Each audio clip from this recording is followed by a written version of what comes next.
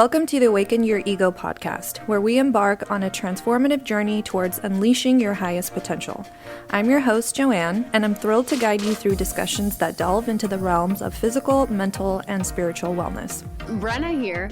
Join us as we unravel the mysteries of wellness, offering insights and practical tips to enhance your overall health. From rejuvenating your body to nurturing your mind and spirit, our conversations will cover a holistic approach to well-being. I'm one of your hosts, Ariana. Discover alternative health strategies aimed at optimizing every aspect of your life. If you're ready to embark on this journey of self-discovery and well-being, tune in, open your mind, and let's awaken your ego together.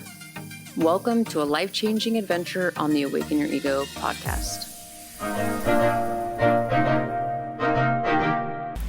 Hey guys, Brenna here. So we're going to do something a little different today. We have a series we are going to call Crown and Heart with Dr. Rhoades and Liset, our consciousness coach, both frequent guests on the podcast, but we wanted to do some little more positive messages, positive conversations, just kind of to show all of the things that Liset does and Dr. Rhoades. I mean, he has some really great wisdom with meeting with patients, and so we're going to add this to our podcast. Hope you guys enjoy the Crown and Heart series with Dr. Rhoades and Liset. Hey, Liset, what's up? Hi, Dr. Rhoades. So we're here today, and we want to share. I understand that you have a little story that you want to share today. I had a wonderful experience a couple days ago. So I'm in my office, and I'm talking to this woman, and she's in her 70s, very sweet, doesn't speak much English. You know, obviously not a woman of much means, but very kind. And we just kind of vibed, hit it off real well. You know, her and her daughter were there, seeing me about some pain issues. Anyway, you know, afterwards, I just felt like giving her a big hug.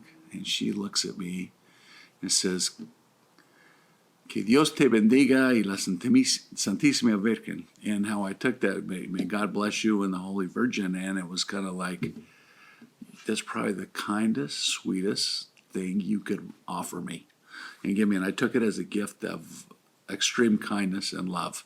And just the way she said it, she was very sincere and with significant intention. And the reason I'm bringing this up is I just felt so much love right then from her for somebody I just met like 15, 20 minutes ago. And anyway, it was just amazing to me. It really made me feel good about myself and good that somebody cared about me that I didn't even know. And I don't know, I just felt her love. And I just want to talk to you about that. Yeah, and you cared about them too. Oh, absolutely. She's a sweetheart. She's just wonderful. And it's about the intention and sincerity about the whole thing and the expression of it. When some people, they want to do something very elaborate and express to show their gratitude, but the simplest form is just words and intentions and coming from the heart, and it fills you up, it nurtures you, and it's a great way to be a reminder that words are profound and they can lift people up. And I think it was deeper than words, you know. I think it had to do with her intention, and I could feel it. You know, I could just feel like, God, this woman does love me. She's being very kind. And I took it in a way that's like, I'm so grateful, you know, to God and to her for feeling that way. It was just, it was kind of magical. It was good. It's very beautiful. Yeah. It's very beautiful to have someone who's so intentional and come from the heart. Yeah. And I wish that a lot more people did that in this world, because it would change things. Well, and I think one of the big things that affected me was, like, I didn't really know her before then. But it's not, to express that love to me and feel it back towards her, you don't have to have this big lengthy thing. It's not somebody you got to know forever. Or she was just unabashedly unafraid to express feeling and stuff like that. I don't know. It was very. The reason it was so significant was, I think, just this. I don't want to say a transference of love and feeling like, hey, this, you know, I care about you. I wish you well. It was just wonderful. And just the sincerity of it all. It was wonderful. Heart to heart connection. Yeah. And it's always the most biggest form of expression of love, of gratitude, of self, and it really can move mountains. Well, I think the other thing is that we need not be afraid of expressing.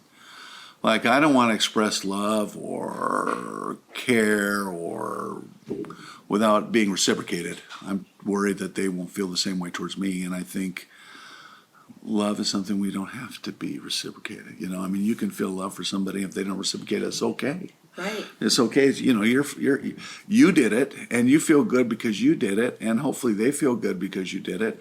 And some people are afraid to do it too. Like I don't want to express my emotions because that person's gonna feel I'm a weirdo or something. Who cares?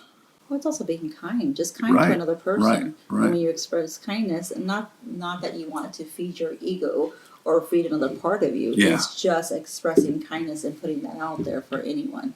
And that always feels wonderful, and it feels good. And it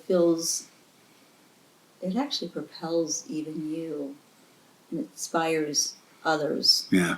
That if they can live in their authentic self and express their authentic self, then they're more aligned in love. And actually it's actually quite beautiful. I love that. And like you say, you're not expecting anything back. You're not Right. wanting anything back.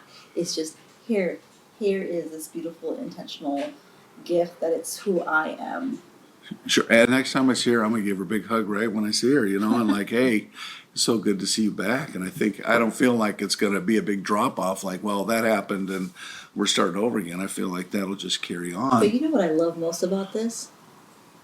What's Is that? that she was intentional with you. Yes. You are intentional with me. And so it is like paying it forward. Right. And now we get to express this to the world too. Sure. And to have this. So it's about one act of kindness. Just like we talked about the other day. The One butterfly act of effect. Correct. One act of kindness can have a butterfly effect. And you just never know how far it goes. So I don't know if everybody knows what the butterfly effect is, but supposedly, you know, it's like the flapping of a butterfly's wings. The way it acts on the world, and all of a sudden it can exponentially grow to the point of being a tsunami somewhere. Now, I'm not saying that this is going to be a tsunami, but, you know, when we start reaching out to everybody we know or we come in contact with and showing forth love and appreciation, I think great effect of the world. I'm personally cynical a lot of times, like whatever I do is not going to matter. But the reality is it does matter. It does matter at the microcosm of individual relationships, but also it matters, I think, you know, to spread out, you know, decrease cynicism throughout the world, you know. Like, the world's a better place if we all, and the only way we can make it a better place is by acting authentically, yeah. And lovingly and kindly. and have your intentions. And if we're not authentically loving, then we need to change something, man. Like, if your authentic self is mean, then you need, you need to change Then that. that propels forward. If you start one with Yeah. being mean, Yeah, and then that affects the other person, that affects the other person, Oh, yeah. that affects the other person, in a negative way. in a negative way, and also then you have all this thing going on. So if that affects in a negative way, Right. then the same capacity, the same strength, the same cannot be affected in the kindness. Well, and I think then by the same way is whether we're kind or mean, that's what we're putting in the universe, and back to you. everybody, not just that it comes back to you, but it spreads and it gets, it touches everybody, and it may touch your family or this or that. I mean, it does come back to you eventually, but just as good or bad for the whole universe. And even if it doesn't. Yeah. So one act of kindness, like you said, it can go from a hug. You turn around and you hug somebody else. And then they turn around and be like, I'm going to give this kindness and give that same Right. energy. And it's gave that same vibration. And then they go home and they have a really good turnout with their family. Yeah. And then their spouses turn around the next day and be like, hey, I had a really good night. And they go to work and they have a really good day. And it keeps propelling over and over, and it pushes out. So I really do believe in that butterfly effect. So here's something then to think about, and as you talk about this, it brings it up to me. It's like we see all this negative media stuff, Yes. coming at you. Like, as we watch all that, we get affected by it, and then we start getting angry or mean or more cynical or more whatever.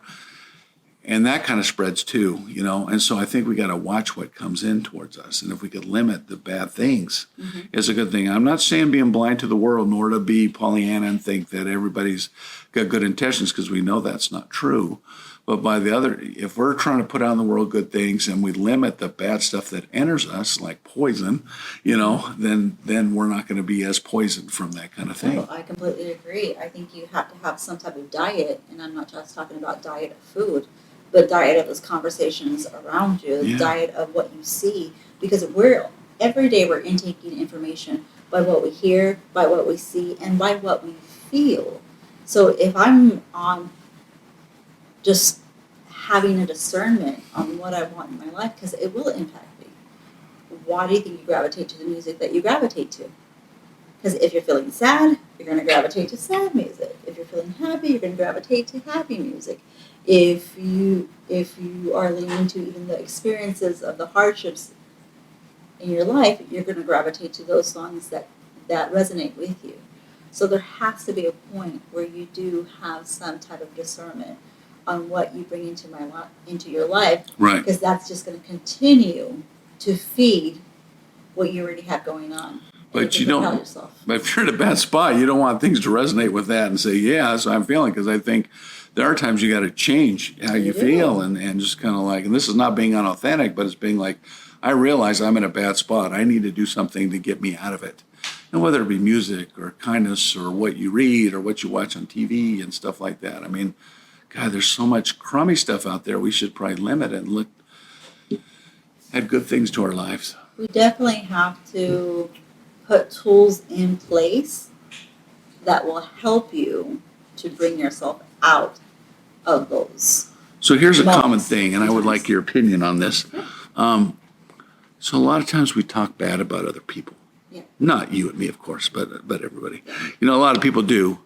So if you're having a conversation and somebody starts talking bad about somebody, or, I don't care if it's the president or if it's another person or stuff like that, how do you stop that? Like, basically telling people, you're poisoning me right now. You're casting a spell on me. Why are you standing there? Walk away. And if they're your friends, maybe just say, hey, I don't want to talk about this. Or I don't know how you do that. That's what I'm asking. Like, just say, hey, we got to stop this. This is making me feel bad, and I'm sure it is you too. So for me, I always think we all have moments in our lives that they were painful. Mm-hmm. No one is perfect, per se. So we have moments that we may fail. Mm-hmm. And the last thing we want to do is have someone that keeps pushing and acknowledging those. Right. And instead of looking at it as, okay, I failed and I can learn something different from what failed, and then project yourself somewhere in a different zone.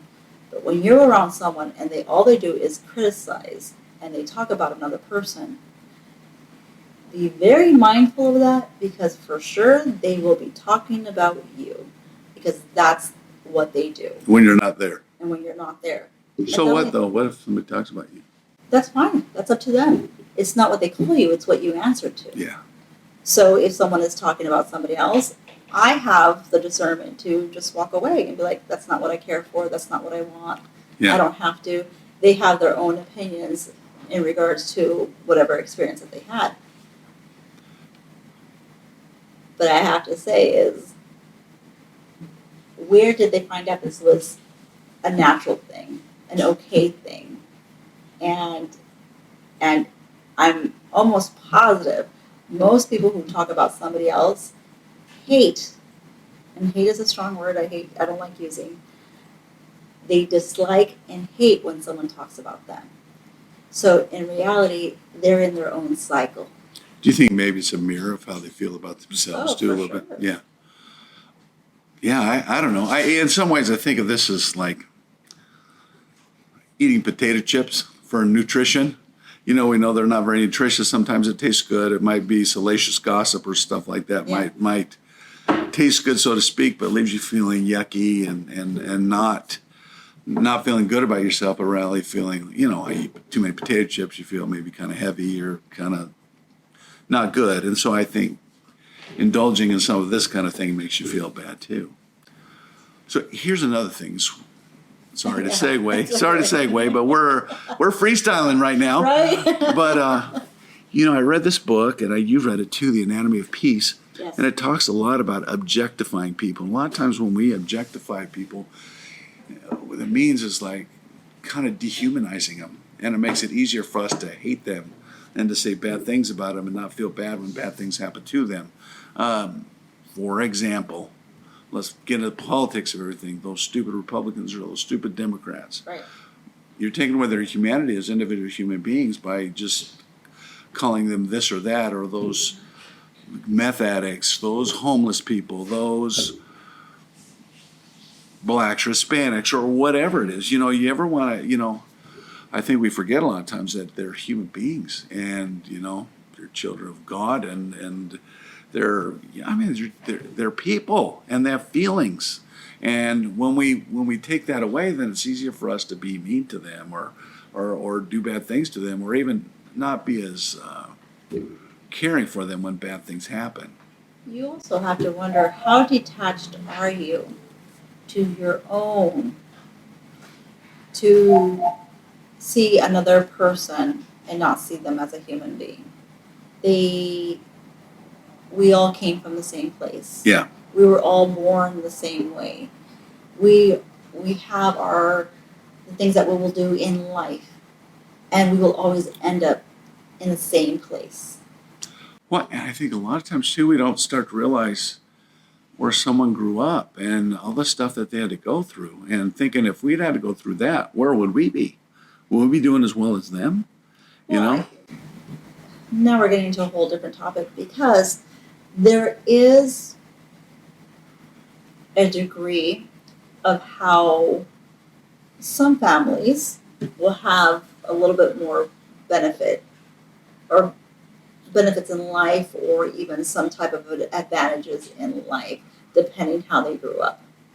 And it does come back to yourself. Because if you grew up in a home that was very detached and very isolated, and there was a lot of trauma in it, then you will think that is a natural way of being. So therefore, you will your experiences have showed you that life is this way. So therefore, you will manifest life in that way.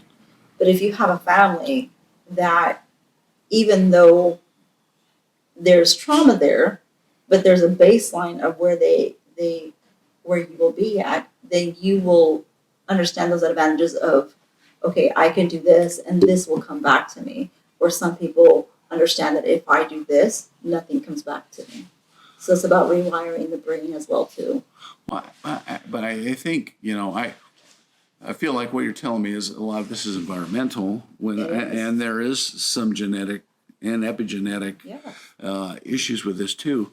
But there's some really great people that grew up in really adverse circumstances. Correct.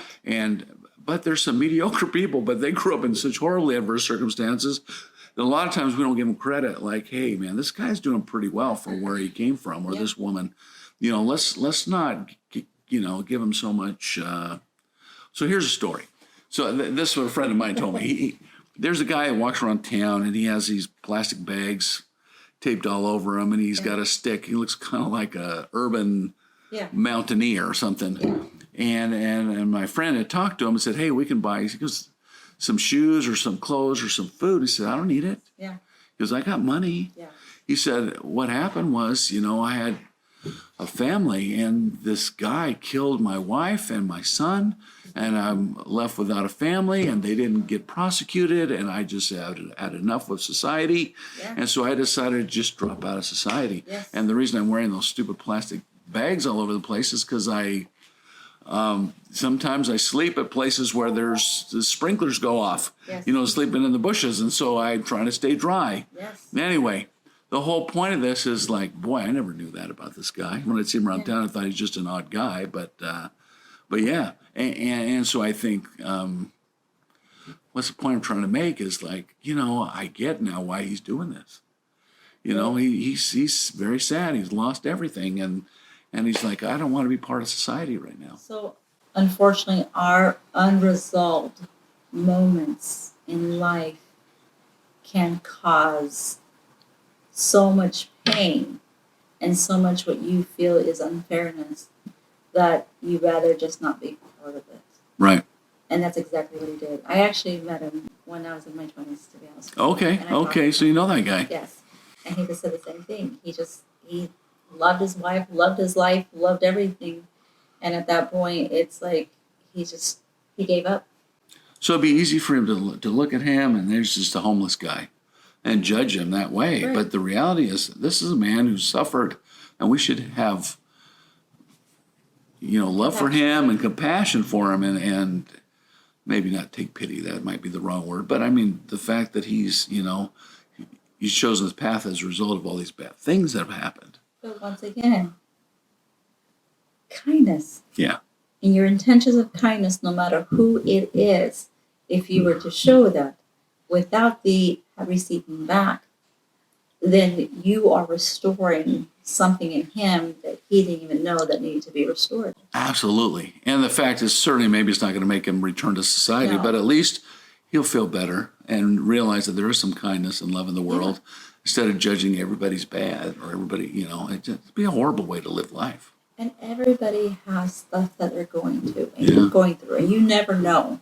So if you're judging someone, then, I mean, how harsh are you judging yourself for the things that you went through? Well, what we do, I think, when we judge people is we judge them out of context.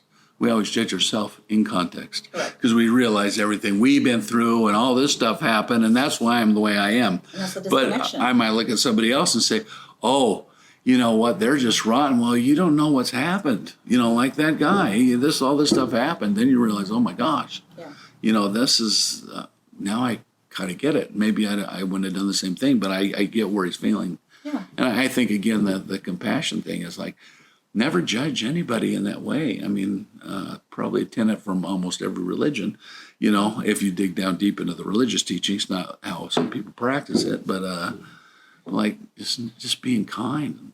And that's what we're talking about today. It's just being kind to someone. Because kindness can go a long way. Yeah. And kindness can come back and No, just... absolutely. And God bless whoever was kind to that woman that led her to be able to be loving like that, because it's really affected me. I mean, on a very visceral level. And it affects me.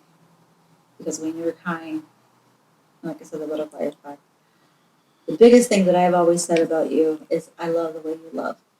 You have a big heart. You are so incredibly kind.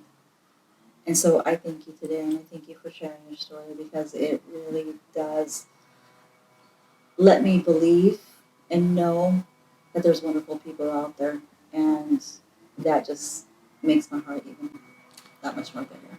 Lisette, I'll accept your compliment. Thank you very much. And I love you, and I'm appreciative of your great knowledge and wisdom in addition to your kind and compassionate heart. So thank you, guys, and I hope you have a wonderful day. Be Bye. kind to someone. Bye. Thank you for joining us on another enlightening episode of the Awaken Your Ego podcast. We hope our discussions have inspired you to explore new dimensions of health and wellness. If you enjoyed today's episode, don't forget to subscribe, rate, and leave a review. Your feedback fuels our mission to empower individuals on their path to optimal well-being. Stay tuned for more insightful conversations, and until next time, may you continue to awaken your ego and embrace the extraordinary potential within. Take care, be well, and remember, your journey matters.